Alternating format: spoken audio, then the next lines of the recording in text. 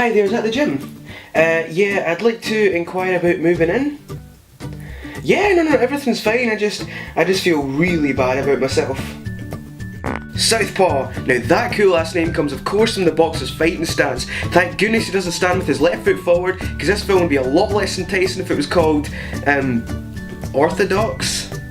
In Southpaw, Jake Gylenhaal plays to astonishing level the champion boxer Billy Hope. Now, Jake Gyllenhaal is one of those actors that I think are great in just about everything, and he's been on such a roll lately with the likes of End of Watch, Prisoners and Nightcrawler. Southpaw continues this hot streak and his performance in this movie is astounding. He looks like he could tear you apart, and that's all the more impressive when you consider that 9 months ago he looked like this. And that's not just body transformation as a gimmick. Yeah, it might be good PR for the movie and it might sell a few more tickets, but if your main character is a world champion boxer, your lead actor needs to look like a world champion boxer. Gylenhaal apparently done 2,000 sit-ups a day, every day, for 6 months. Now that kinda makes me feel bad about myself for deciding to skip the gym, because Tesco were selling white chocolate chip cookies for 50% off.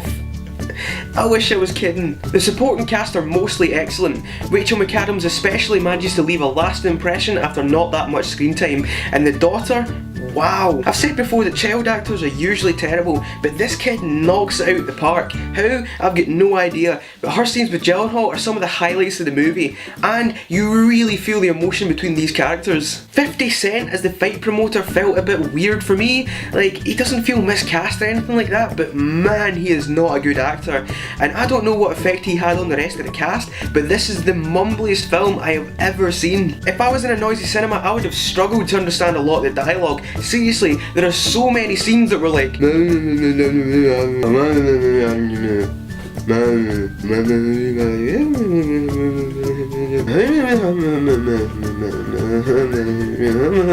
and one huge misstep for me is this scene that starts off pretty great because it's got Gylenhaal being all broody and looking like he's going to come and kill someone, but then Rita Ora shows up as a junkie and just kind of derails the whole thing. Like, who told you you could act? In terms of story, this is another one of those films that the trailer gave far too much away, but even still, if I hadn't seen the trailer, I don't think there was much in this that I would have been surprised by anyway. The story is a bit by the numbers, and unfortunately that eats into the tension that they try to build in the final scenes, because without giving anything away, you know where it's going before it even starts. And that to me was a huge disappointment, because this is the first feature film written by Sutter, who of course was a writer on The Shield and the showrunner for Sons of Anarchy. So right there you expect a certain level of storytelling and bluster, and if you partner that with director Antoine Fuqua, whose movies always seem to explore masculinity and aggression, and Southpaw really should have been one of the most macho, violent and compelling films of 2015,